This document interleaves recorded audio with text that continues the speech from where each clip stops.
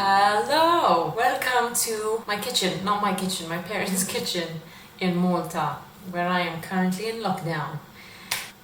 There's a lot going on because we're four of us, and we've been four of us eating, my mom, my dad, myself, and my brother for these past 5-6 weeks now, because I was in lockdown for 4 weeks in London, and then I came back here to be with my family, and we've been here together for 6 weeks. It's a bit crazy in here. I'm going to introduce to you now what we're eating today, because it's my turn to cook. I offer to cook.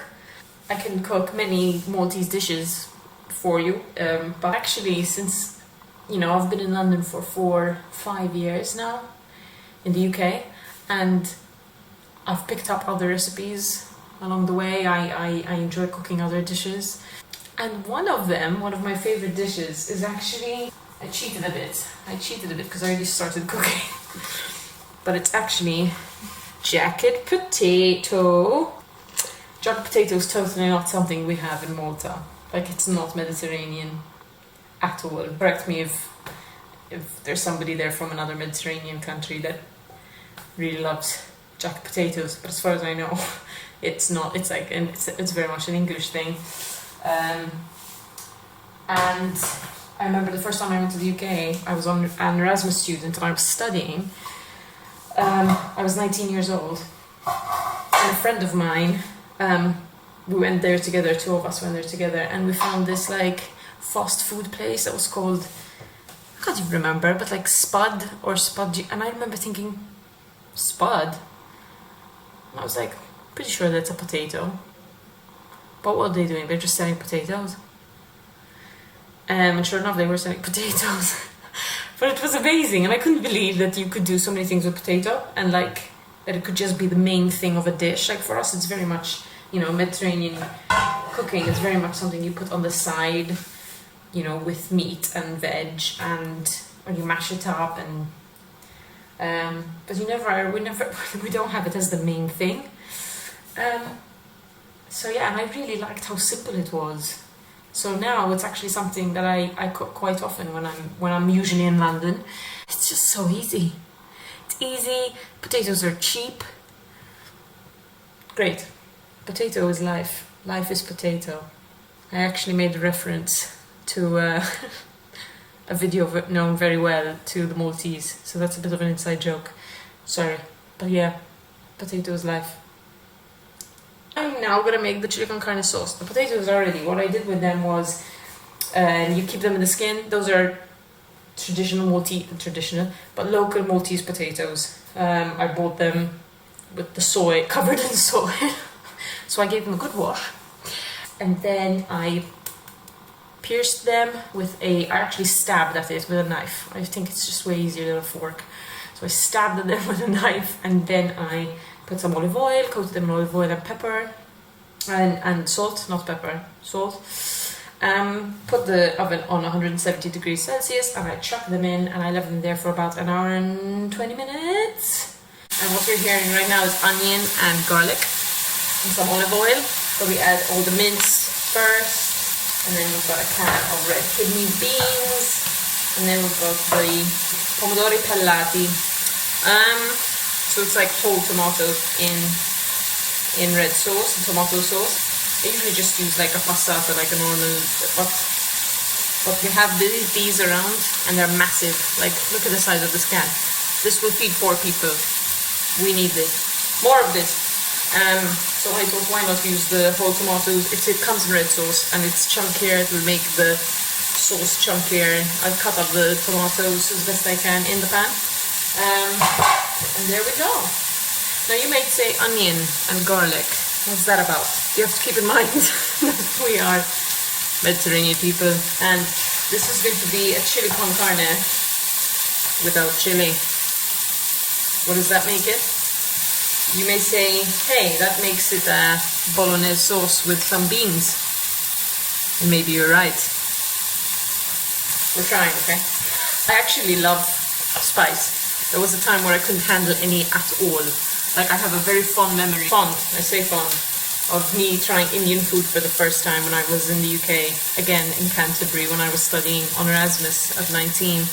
And it was so spicy, and I didn't even pick a very spicy dish. It had like 2 chilies on the side, but I felt so hot. Like I took off all my layers. It was snowing outside in Canterbury, and I was with my friends who had never seen somebody react to spice the way I did, and we were taking off all our layers until I was down to my like sleeveless top, and I was dripping sweat, and I was so red, and I didn't know what to do. So I excused myself, and I walked outside as I was, and the waiters were like, "Where's she going with like sleeveless?" And I just went outside, and I hugged a snowy bush. I was just like, and my body just went, and that was my first experience with spice. But since then, 10 years have passed. I'm okay now. I'll have you know, I can handle spice very well. In fact, one of my best dishes, the Thai curry, because again, I got to the UK and there weren't many Asian and Thai restaurants in Malta when I first went to the UK. So I remember I got there and I was like, whoa, the choice is amazing. I haven't tried any of these dishes, any of these cuisines, and it was amazing trying them all. The first thing I taught myself was how to make a Thai curry, because I love it so much that I was like, I can't wait. It's one of those dishes where I'm like, I can't wait till I go to a Thai restaurant to try this again. Like, that's not happening. I don't have the patience. I just have to learn how to make this myself. Actually make it quite spicy, so now I'm a huge lover of spice. But my parents, no, you know, my mom can't handle spice at all. She goes red and she stops tasting the food. So I can't put chili in my chili con carne. I usually do, but I'm modifying it for the Mediterranean taste buds in this house. There we go. I just threw in the mince, and there's onions and garlic, because since I'm not putting in spices, I still need to flavor it, you know, I still want it to taste good, so I've put in the onions and the garlic. We're always happy in this house with garlic. Like I said, gonna throw this in, the beans, the potatoes. I'm gonna put in some Worcester sauce. I'm never sure how you say that. I mean, I'm not sure, so then I joke about it and I go Worcester sauce, obviously, or Worcestershire sauce, but I'm pretty sure it's just Worcester sauce. But it's one of those English language hoo-has. They trick you with like loads of letters and syllables, and in reality it's just Worcester sauce. But it's good stuff. I'm gonna put some in, even though again you might be like, that's not what you put in chili con carne. Well, it's what I put in my chili con carne. I put in a beef oxo cube, because we love some saltiness, some pepper. But what else?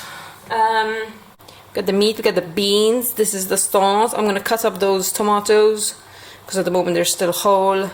But to be honest, they're so soft, I can literally cut them up with the spoon. See that? But it's nice and chunky. And I'll mix it up, and if I feel like I need more sauce, I'll just add another can, because we've got loads of them. Literally loads of these massive cans, because my parents, when the lockdown started, just like everybody else, panicked and bought a gazillion cans of sauce and tomatoes and everything on the planet. Okay, so I think it's done. I've put in a bit of sugar just to cancel out some of the acidity from the tomato sauce and the tomatoes. Tastes good. It's tasty. I don't know if they actually tasted the jacket potato ever. This is going to be their first jacket potato. It's going to be fine. As long as it's tasty, what can go wrong? I'm going to now leave it to bubble a bit, just so like that way it's less watery. I want it to have a thicker consistency. So I'm quite happy with this, and now I'll just let it do its thing. Yeah! And we're back. So it's nice, it's thicker. My mom also came in and decided to put in some conserva, which is like a Maltese brand of tomato paste, and it helps thicken the sauce quicker. So yes, I had some input from her. What you gonna do? And it's done, but it's thicker. I've now plated the first jacket potato with the sauce and the cheese, and it's going to be my mom's because my mom's the one, as I told you, who can't stand spice. And now I'm actually going to add chili to the rest of it, so it's actually going to become a chili con carne. We went from bolognese sauce with beans to a chili con carne, and not only that, but this chili, I found it now, is actually chili that my cousin, shout out to you, you know who you are, my cousin got this back from Chile.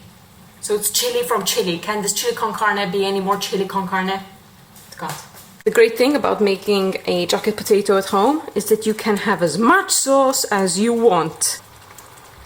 The feedback was super, guys. My dad's only ever had jacket potato, like when he goes to a restaurant in the UK, sometimes they ask you, you know, like, oh, you want a steak, would you like it with fries or with mashed potato or with a jacket potato? And he always goes for the jacket potato because it's like, ooh, something new.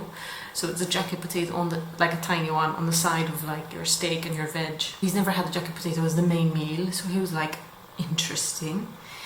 And I didn't put too much chili because I wanted my mom to taste it and to see what she thinks. And she actually tasted it and she was like, oh, she's like, I can tell that there's spice in it, but I'm actually really liking it. Like, that's amazing. The best thing I need to hear. I'm slowly converting my mom to spicy food thanks to my chili con carne. I mean, brilliant. My brother wolfed it down and was like, this is actually bloody good. It's brilliant. And I'm like, oh. It's a big thing. It's such a simple food, but I'm so happy. Successful. Bye.